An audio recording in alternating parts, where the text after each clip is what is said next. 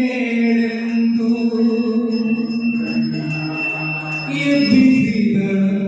ಎಬ್ಬಿಸಿದಂಜನೆಯು ಶ್ರೀರಾಮ ಸೇವೆಗೆ ತಡವಾಯಿತೇಳು.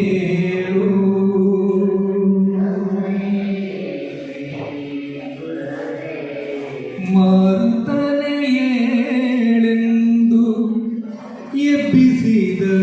ಎಬ್ಬಿಸಿದಳಂಜನೆಯು ಶ್ರೀರಾಮ ಸೇವೆಗೆ ತಡವಾಯಿತೇಳು.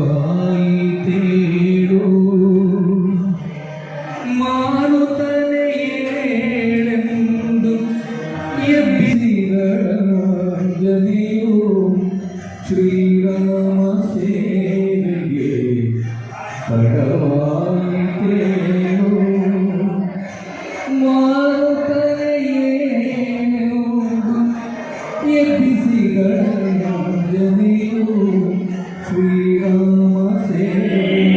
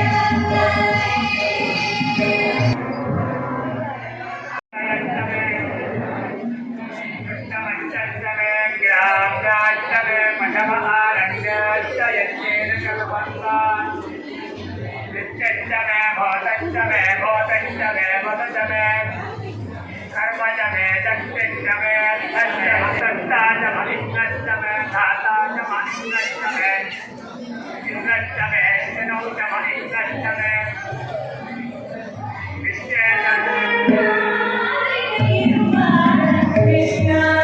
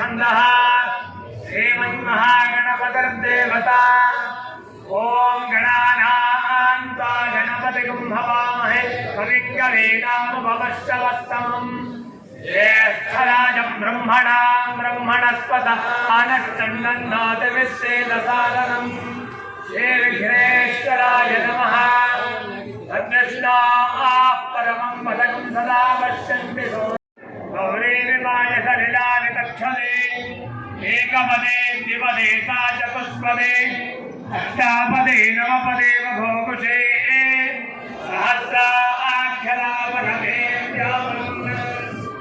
देवे सरस्वती वाजे भगवाजनेमते हे नाम विद्यवता आनादिवाद्यः पर्वतः सरस्वती जटायुक्तयज्ञम् अवन्ते वेदुषाण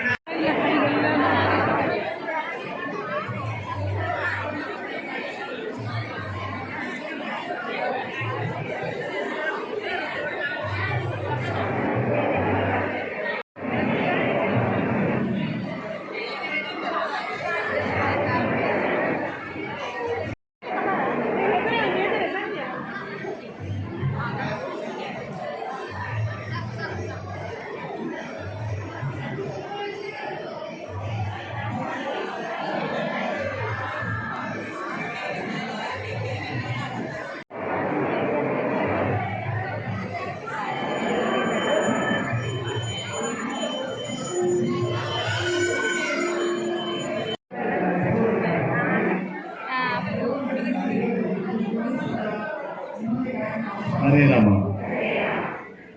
ಆಗಲಿ. ನೀವು ಏನು ಮಾಡಬೇಕಂದ್ರೆ ಸ್ವಲ್ಪ ಹಿಂದ್ಗಡೆ ಹೋಗಬೇಕು. ಒಂದು ಸಾಲು ಚೇರು ಹಾಕ್ಕೊಂಡು ನಮಗೆ ಯಾರಿಗೆ ಕೆಳಗೆ ಕೂತ್ಕೊಳ್ಳಿಕ್ಕೆ ಕಷ್ಟ ಆಗುತ್ತದೆ ಅವರು ಹಿಂಬದಿಯಲ್ಲಿ ಕೂತ್ಕೊಳ್ಬೇಕು. ನಾವು ಹಾಡ್ತೇವೆ, ಅದರ ಜೊತೆಗೆ ನೀವು ಅದನ್ನು ಕೇಳಿಕೊಂಡು ಹಾಡೋದಷ್ಟೇ. ಹಿಂದೇನು ಹೇಳಿದ್ದೆವು, ನಾವೆಲ್ಲರೂ ಒಟ್ಟಿಗೆ ಹಾಡೋದು. ಆದರೆ ನಾವು ಹೇಳ್ಕೊಡ್ತೇವೆ ಅದನ್ನು.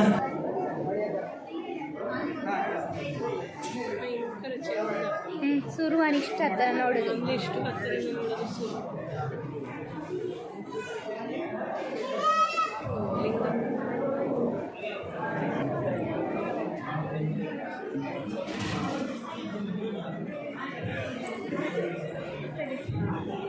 ಪುರಾಣ ಇರ್ಬೋದು, ಇತಿಹಾಸ ಇರ್ಬೋದು, 64 ವಿದ್ಯೆಗಳಿರ್ಬೋದು, ಕಲೆಗಳಿರ್ಬೋದು, ಇವಾಗ 64 ಕಲೆಗಳಿರ್ಬೋದು. ಇವೆಲ್ಲವೂ ಸಹ ವಿದ್ಯಾಮಯವಾಗಿ ನಮ್ಮನ್ನು ತಿರುಗಿ ಮೂಲಕ್ಕೆ ತಲುಪಿಸ್ತಕ್ಕಂತಹ ಒಂದು ಸಾಧನಗಳಾಗಿದ್ದವು. ಆದರೆ ಇವತ್ತು ಅದು ಹಾಗೆ ಉಳ್ಕೊಳ್ಳಿಲ್ಲ. ಕೇವಲ ಒಂದು ಲೇಬಲ್ ಹಾಕಿದ ಬಾಟ್ಲಿ ಹಾಗೆ ಒಳಗಡೆಗೆ ಏನಿಲ್ಲ ಅನ್ನೋ ಪರಿಸ್ಥಿತಿ ಇವತ್ತಿದೆ. ಆದರೆ ತಿರುಗಿ ಅದನ್ನು ತುಂಬಿಸುವ ಒಂದು ಉದ್ದೇಶದಿಂದ ಯಾವ ಸತ್ಯವಾದ ವಿದ್ಯೆ ಇತ್ತೋ ಅಂತಹ ವಿದ್ಯೆಯನ್ನು ಮರಳಿ ನಮ್ಮ ಜಗತ್ತಿಗೆ ಕೊಡ್ತಕ್ಕಂಥ ಒಂದು ವ್ಯವಸ್ಥೆ. ಅದಕ್ಕೋಸ್ಕರವಾಗಿ ಸರ್ವ ಸಮಾಜಕ್ಕೆ ತೆರೆದುಕೊಂಡಿರ್ತಕ್ಕಂತಹ ವಿದ್ಯಾ ವ್ಯವಸ್ಥೆ ವಿಷ್ಣುಗುಪ್ತ ವಿಶ್ವವಿದ್ಯಾಪೀಠ ಆಗಿದೆ. ಆದ್ದರಿಂದ ವಿಷ್ಣುಗುಪ್ತ ವಿಶ್ವವಿದ್ಯಾಪೀಠ ಸರ್ವರಿಗೆ ಸೇರಿದ್ದು ಅಂತ, ಸರ್ವ ಸಮಾಜಕ್ಕೆ ಸೇರಿದ್ದು. ಈ ಸರ್ವ ಸಮಾಜದವರು ಈ ಕಾರ್ಯದಲ್ಲಿ ತೊಡಗಬೇಕಾಗಿದ್ದಿದೆ. ಅದನ್ನು ಎಚ್ಚರಿಸಲಿಕ್ಕೆ ಬೇಕು. ಸಾಲಾಗಿದೆ.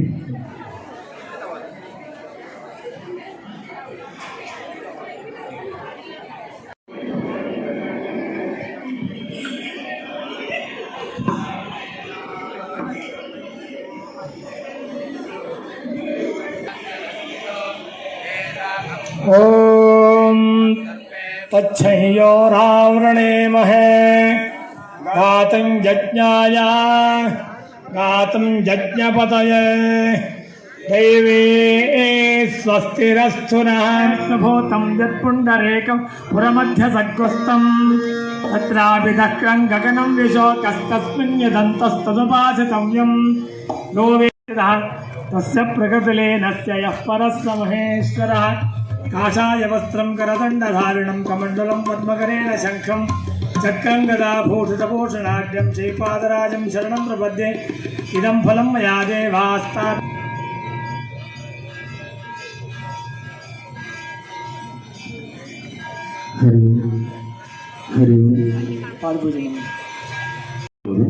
ಅದನ್ನು ಸಹಿಸಿಕೊಂಡು ನಾವು ಇವತ್ತು ಗುರುಗಳಿಗೆ 5 ಸಂಕೀರ್ತನೆಗಳನ್ನು ಅತ್ಯಂತ ಭಕ್ತಿಯಿಂದ ಶ್ರದ್ಧೆಯಿಂದ ಸಮರ್ಪಣೆ ಮಾಡೋಣ. ನಾವು 5 ಕೀರ್ತನೆಗಳನ್ನು ನಾವು ಹಾಡ್ತೇವೆ, ಅದನ್ನು ಅನುಸರಿಸಿದರೆ ಸರಿ. ನಾವೆಲ್ಲರೂ ಭಜನಾ ಕುಟುಂಬದ ಸದಸ್ಯರು ಗುರುಗಳಿಗೆ ಅದನ್ನು ಸಮರ್ಪಣೆ ಮಾಡುತ್ತೇವೆ. ಗುರುಗಳು ಆಶೀರ್ವದಿಸಬೇಕು, ಅನುಗ್ರಹಿಸಬೇಕು ಅಂತ ನಾವೆಲ್ಲರೂ ಒಟ್ಟಿಗೆ ಒಂದು ಬಾರಿ ಎದ್ದು ನಿಂತು ನಮಸ್ಕಾರವನ್ನು ಮಾಡಿ ಗುರುಗಳ ಹತ್ರ ನಾವು ಪ್ರಾರ್ಥಿಸಿಕೊಂಡು ಸಮರ್ಪಣೆ ಮಾಡೋಣ. ಕಾಯ ಎಲುವಿನಾನಂದರ ಬಲಿದು ಸುತ್ತಿದ ಚರ್ಮದ ಹೋದಿಕೆ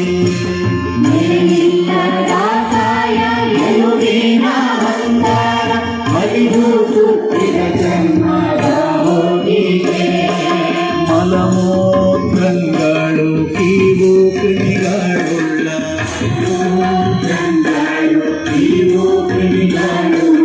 ಹೊಲಸು ಅಚ್ಯುತಾನಂದ ಗೋವಿಂದನೆಂಬ ವಸ್ತು ನಿನ್ನ ಕೈ ಸೇರಿತು. ಅಚ್ಯುತಾನಂದ ಗೋವಿಂದನೆಂಬ ವಸ್ತು ಎನ್ನ ಕೈ ಸೇರಿತು. ವಸ್ತು ಎನ್ನ ಕೈ ಸೇರಿತು. ಎಷ್ಟು ಪುಣ್ಯವ ಮಾಡಿದೆನೋ ಪರವಾಗಿ ಸೃಷ್ಟಿಯೋ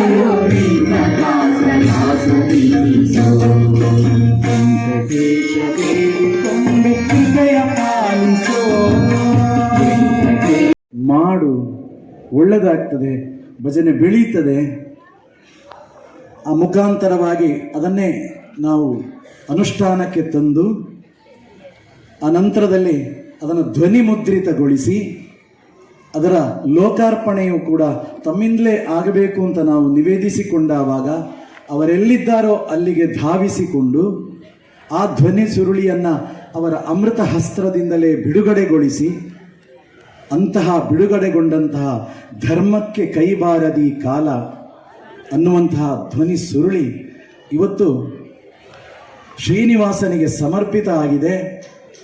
ಇಡೀ ಭಜನಾ ಕುಟುಂಬದಲ್ಲಿ ಒಂದು ಅದ್ಭುತವಾದಂತಹ ಸಾಧನೆಯನ್ನು ಅಥವಾ ಅದ್ಭುತವಾದಂತಹ ಶಕ್ತಿಯನ್ನು ಪ್ರವಹಿಸಿದೆ. ಆ ಮೂಲಕವಾಗಿ ಅದು ಭಜನಾ ಕ್ಷೇತ್ರದಲ್ಲಿ ಒಂದು ದಾಖಲೆಯನ್ನು ಕಂಡುಕೊಂಡಿದೆ ಅಂತ ಹೇಳಿದರೆ ಆ ಎಲ್ಲ ಅದಕ್ಕೆ ಬಂದಂತಹ ಕೀರ್ತಿ ಶ್ರೀ ಗುರುಗಳ ಪಾದಕಮಲಕ್ಕೆ ಸಮರ್ಪಿತವಾಗುತ್ತದೆ. ಹಾಗಾಗಿ ಅರ್ಥ ಗೊತ್ತಿಲ್ಲದೆ ಹಾಡಬೇಡಿ, ಅನರ್ಥ ಆಗ್ತದೆ. ಅರ್ಥ ತಿಳಿದು ಹಾಡುವಂಥ ಪ್ರಯತ್ನವನ್ನು ಮಾಡಬೇಕು. ಇದು ಒಂದು. ಇದಕ್ಕಿಂತ ಮುಖ್ಯವಾದ ಏನಂದರೆ ಭಕ್ತಿ ತುಂಬಿ ಹಾಡಬೇಕು, ಭಾವ ತುಂಬಿ ಹಾಡಬೇಕು. ಕೇವಲ ಟ್ಯೂನ್ ಅಲ್ಲ, ಕೇವಲ ರಿದಮ್ ಅಲ್ಲ, ಭಾವ ತುಂಬಿ ಹಾಡಬೇಕು, ಭಕ್ತಿ ತುಂಬಿ ಹಾಡಬೇಕು. ತುಂಬ ಅದಕ್ಕೆ ಅದ್ಭುತ ಫಲ. ಇಷ್ಟೇ ಸಮಯ, ಇದೇ ಶ್ರಮ, ಆದರೆ ಪರಿಣಾಮ ಮಾತ್ರ ಅದ್ಭುತ ಪರಿಣಾಮ ಆಗ್ಬೋದು. ನಿಮ್ಮ ಜೀವನ ಬದಲಾಗ್ತದೆ, ನಿಮ್ಮ ಆತ್ಮ ಶುದ್ಧ ಆಗ್ತದೆ. ಇದೊಂದು ನೀವು 5 ಪದ್ಯಗಳನ್ನ ಹಾಡುವಾಗ ಒಂದು ಸಾಲದ ಎತ್ತಿ ಹೇಳ್ಬೇಡ್ವಾ? 5 ಪದ್ಯದಿಂದ ಸುಮ್ಮನೆ ನಾವು ಅನುಸಂಧಾನ ಮಾಡ್ತಾ ಇದ್ದು. ಅಚ್ಯುತ ಅನಂತ ಗೋವಿಂದ ಎಂಬ ವಸ್ತು ಎನ್ನ ಕಿವಿ ಸೇರಿತು, ಕೊರಳು ಸೇರಿತು, ಹೃದಯ ಸೇರಿತು. ಅದು ಭಜನೆ ಅಂದರೆ ಅಚ್ಯುತ ಅನಂತ ಗೋವಿಂದ ಎಂಬ ವಸ್ತು. ನೀವು ಇದನ್ನು ಮಾಡ್ತಾ ಮಾಡ್ತಾ ಮೊದಲು ಶ್ರೋತೃಗಳಾಗಿ ಬಂದಾಗ ಕಿವಿ ಸೇರಿತು, ನೀವು ಹಾಡುವಾಗ ಕೊರಳು ಸೇರಿತು, ಅಲ್ಲಿಂದ ಮುಂದಕ್ಕೆ ಏನಾಗಬೇಕು ಅಂದರೆ ಹೃದಯ ಸೇರಿತು. ಇಲ್ಲಿ ಸೇರುವಂತ ನೋಡಿ, ಇದರಿಂದಾಗಿ ಅಂಥ ವಸ್ತು ಕೈ ಸೇರ್ತದೆ. ಅಚ್ಯುತ ಎನ್ನುವಂಥ ವಸ್ತು, ಆ ಶಬ್ದಕ್ಕೆ ತುಂಬ ಒಳ್ಳೆ ಅರ್ಥ ಇದೆ. ಅಚ್ಯುತ ಅಂದರೆ ಚ್ಯುತಿ ಇಲ್ಲ, ಅದಕ್ಕೆ ನಾಶ ಇಲ್ಲ ಅಂತ. ಈ ಚಿನ್ನ ಬೆಳ್ಳಿಯಲ್ಲೂ ನಾಶ ಇರುವಂಥದ್ದು, ಇಂದಿದ್ರೆ ನಾಳೆ ಇಲ್ಲ, ಶಾಶ್ವತ ಅಲ್ಲ ಅದು. ಬಂಗಾರ ಅಂತ ಯಾಕೆ ಹೆಸರು? ಭಂಗ ಇದೆ ಅದಕ್ಕೆ. ಇವತ್ತಿದ್ರೆ ನಾಳೆ ಇಲ್ಲ. ಮತ್ತು ಅದಕ್ಕಾಗಿ ತುಂಬ ಜಗಳಗಳಾಗ್ತವೆ, ಬಡಿದಾಟಗಳಾಗ್ತವೆ, ಕಲಹಗಳಾಗ್ತವೆ, ಮನಸ್ಸುಗಳು ಬಡಿದೋಗ್ತವೆ. ಅಂಥದ್ದು ತುಂಬ ಭಂಗ ಇದೆ, ಬಣ್ಣ ಇದೆ ತುಂಬ. ಆದರೆ ಇದು ಹಾಗಲ್ಲ. ಅಚ್ಯುತ ಎನ್ನುವಂಥದ್ದು ಚ್ಯುತಿ ಇದ್ದೇ ಇರ್ತಕ್ಕಂಥದ್ದು. ಅಂಥದ್ದು ಕೈ ಸೇರುವಂತೆ ಆಗ್ಬೋದು ಯಾವಾಗ ನೀವು ಭಕ್ತಿಯಿಂದ ಹಾಡಿದಾಗ. ಹಾಗಾಗಿ ಭಾವ ತುಂಬಿ, ಭಕ್ತಿ ತುಂಬಿ ಹಾಡಿ ಮತ್ತು ಅರ್ಥ ತಿಳಿದು ಹಾಡಿ, ಅವರು ಯಾವ ಒಂದು ಭಾವದಲ್ಲಿ ನಿಂತು ರಚನೆ ಮಾಡಿದ್ರು ಅಲ್ಲಿಗೆ ಮುಟ್ಟಿ ಹಾಡಿ, ನಿಮಗೆ ತುಂಬ ಒಳ್ಳೆಯ ಪರಿಣಾಮ, ಇದಕ್ಕೆ ತುಂಬ ಒಳ್ಳೆಯ ಫಲ ಸಿಗ್ಬೋದು ಎಂಬುದನ್ನು ಈ ಸಮಯದಲ್ಲಿ ನಾವು ಹೇಳಬೇಕು.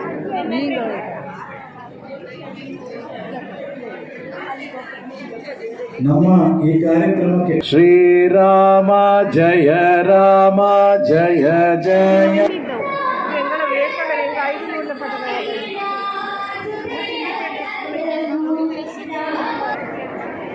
ಚಿತ್ತವನ್ನು ಕಲಿತರೆಯೋ ನಿತ್ಯ ಮನೋಭಾವದಲ್ಲಿ ಚಿತ್ತವನ್ನು ಕಲಿತರೆಯೋ